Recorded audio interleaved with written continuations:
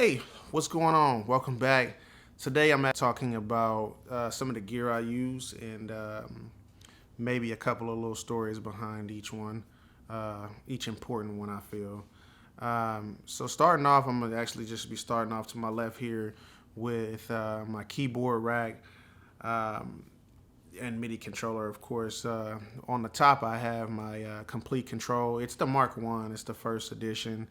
That was one of the first pieces that I got when I got back into music production around like 2017. I ended up grabbing that one along with the Native Instruments Mark II machine. So that's actually on the top there, and right under is the Prophet Rev 2. I have that one, and then under the Prophet Rev 2, I have the Roland Phantom 6. The thing with the Roland Phantom is way back when, I think it was probably like 2008, I was trying to get a Roland, put money down on it, had it on layaway. Something happened and I wasn't able to get it. So I always wanted a Roland Phantom. So when I was able to get it, I ended up getting a newer one a couple of years back, and that's something that I really like to have in my studio. But going down to the samplers, going to my first piece of gear here on my sampler rack here behind me is the Roland MC909. I think I got that one in like 2004, 2005. And I've held on to it. I ended up having to replace motherboard. I replaced the pads twice. And right now, some of the buttons aren't working. It's one of those pieces where, I would probably entertain the idea of getting it in, getting it serviced, and getting it working back to the way it worked when I got it fresh out of the box, just because it's a sentimental piece. First beat machine I ever got. Right to the right of that is the ASR X Pro, the red box edition. This unit does not belong to me. It belongs to a group that my brother was in. They all ended up piecing up and putting their coins together and bought this red box. He was the producer, and he held on to it just like how I'm holding on to the MC909. However, he's not doing music anymore, so it landed into my studio. And I'm supposed to be doing a video on it, but I had some technical issues where, it's taking a little longer than expected. Up top, I have a MPC 2500. I just got this one about 4 or 5 months ago. Put a new skin on it. Story on that one is when I got this MC909 back in 0405, I wanted an MPC. Couldn't afford it, so I had to go with the cheaper version. So again, I'm able to afford it. I bought the MPC 2500.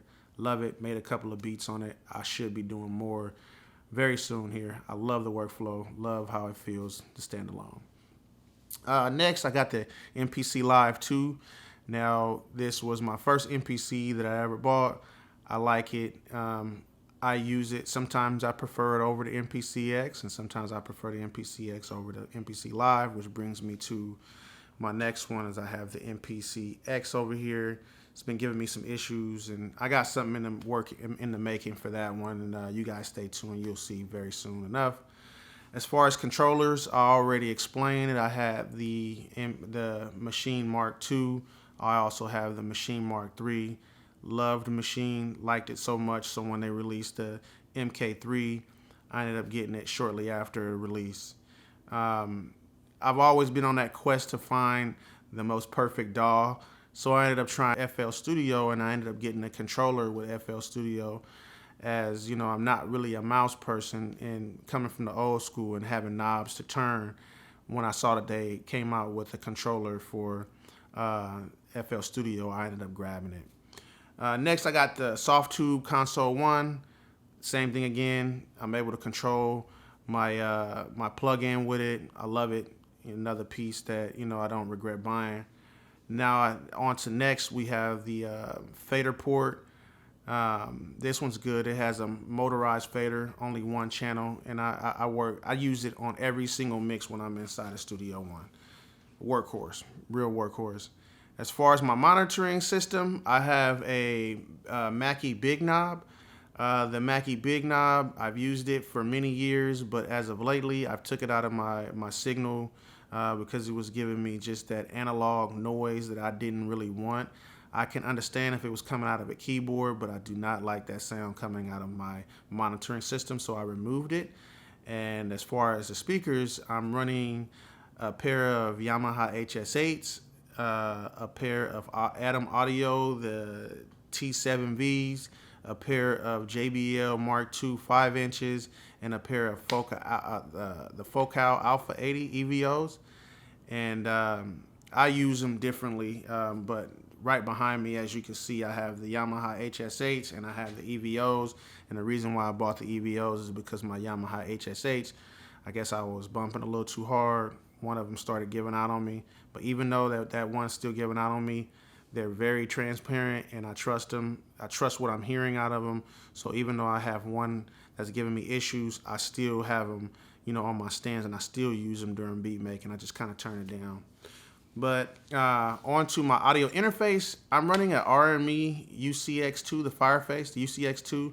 Phenomenal interface. It comes with a Total Mix software, and that Total Mix software, hands down, I don't even know it all the way yet. However, what I do know about it, it's a lifesaver when it comes to routing things in and out. It gives me, and that's how I actually do my monitoring too. I have three pair of stereo outputs, which 1, 2, 3, and 4 runs these 2 sets of speakers behind me, and 5 and 6 I use that as an output going into whatever sampler that I want to sample out of my computer into my standalone sampler, whatever I'm using. So as far as my outboard gear, when I was first getting into outboard gear, like signal processing, I ended up grabbing a Trident S20, a microphone preamp. It's a dual channel mic preamp. So that one's actually really good. It stepped up my recordings from really horrible to not that horrible. So yeah, that one's good. I had it from since 2009, and it served me well. I didn't see any reason to get rid of it, so I held on to it, and I still use it until this day. When I got back into music, I took a break from 2011 to 2017 or 16, something like that. But when I got back into it, I dibbled and dabbled into outboard gear, and I ended up landing across the KT, the K2 2A, the Clark Technics clones, and they're not awful, but they're not great. But if I were to do it all over again, I probably would have saved my money and put it towards something else. When I started recording again, those 3 units were a part of my signal chain. So I would run my Rode NT1 A mic into it, and I got a decent sound out of it. You get what you pay for. Those things aren't the best, but they aren't the worst either. So now moving down the line to my 500 series rack behind me. I just got into the 500 series rack. I have a Midas chassis. I didn't like it in the beginning because I thought that it was introducing noise, but that wasn't the case. I'll tell you later on in the video what was the case. But I have a pair of Trident 80B EQs in it, 4-band EQs. I have a pair of Neve 542s. I have a pair of Neve 1073s, and I have a pair of Neve 535s, and they're all phenomenal for different case scenarios. They're not the end-all, be-all, but certain mixes sound better, or certain tracking sounds better with different hardware, and that's the reason why I got it. Next on is the SSL6. This SSL6, man, I use this thing for everything, and I had it for about 2 years. Funny story behind that one is it sat around as a paperweight for the first year. Yeah, surprisingly, as a paperweight. Didn't know how I wanted to use it. Didn't know how I wanted to incorporate it. I think I was just running keyboards into it. I was running keyboards into it at the time when I had it, and sometimes it just sat there. But yeah, now I use it for pretty much everything. The camera that I'm using is a Sony a6400, just with a standard stock lens on it, with a shotgun mic. I think it's the Rode Go mic, and that's how I make my videos. And I also use a Zoom H6 recorder. So When I'm making beats, I actually make the beat, have the output from my audio interface go into the Zoom H6, make sure it's not clipping, and I'm also recording with the mic, and I just sync it inside of the software that I'm using to edit the video, and it comes out pretty cool. If I want to, I also have a roll-in Go mixer, and when I'm doing Instagram videos, I do the same thing. However, that Go mixer is going right into my phone, and I'm able to do the Instagram videos. I have a turntable over here to my right, and it's a Pioneer DJ PJX 500, and I think it's a couple of pieces I might be missing. I know I got some lighting and stuff over here, and I also have a Emu MoFat sound module, a rack module. Surprisingly enough, I don't have it hooked up, but I've been thinking about hooking it up and just going through it and seeing what I can sample and how I can flip it and put it into a beat. And also, as far as with mics, I have 2 mics. I've had about 5 mics in my lifetime. I had 3 of them I can't remember from way back when, but I also have this Rode NT1 mic. This thing's a workhorse. I'm not sure what I paid for it, but it actually just stopped working for me. And the next one I have is this Warm Audio. It's a WA251. Comes in this little fake wood box. And I actually just got this one last week, and I haven't even done too much testing with it, but looking forward to using it this weekend. I also have a Kai MPK Mini Mark II, but other than that, that's what I have, and we're going to get into routing my signal right now. Right now, I want to talk about my signal flow and how I have things routed in my studio, and hopefully this makes sense. All 48 ins and outs, which is 24 ins, 24 outs, 48 in total, are all being utilized in this patch bay here. And the center of this hub is how I distribute everything is my SSL6. I utilize a RME Fireface or UCX2 as my audio interface. And to me, I feel like that's also versatile because that comes with its own mixing software. So once I get everything routed to the way I want to, I can kind of turn faders up and down and kind of route it to wherever I want in my DAW after I get it into my, after I run it through my audio interface. So the way I have everything set up, let me explain how I have it all set up.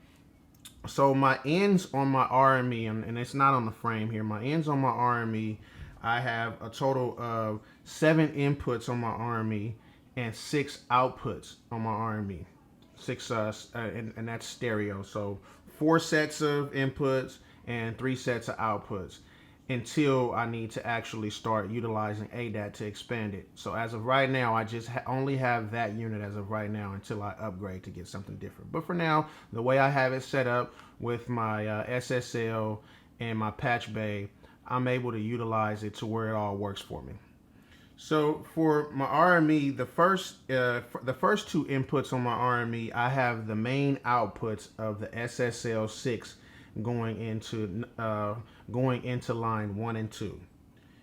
Then for my RME 3 and 4, those inputs, I have the tape emulator saturation, the Need 542s left and right stereo pair going into my channels 3 and 4 on my RME interface.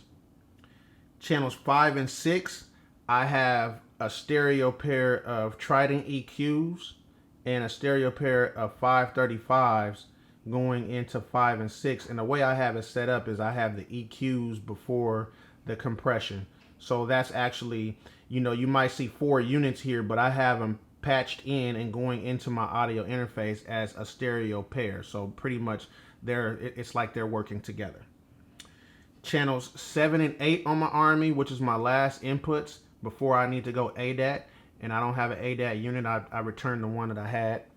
I'm going to be looking into something else later on, but that's way later on, and that's neither here nor there. My last one is 7 and 8, and the way I have that is I have 7 and 8, these Neve 1073s, a stereo pair of 1073s going into my Army uh,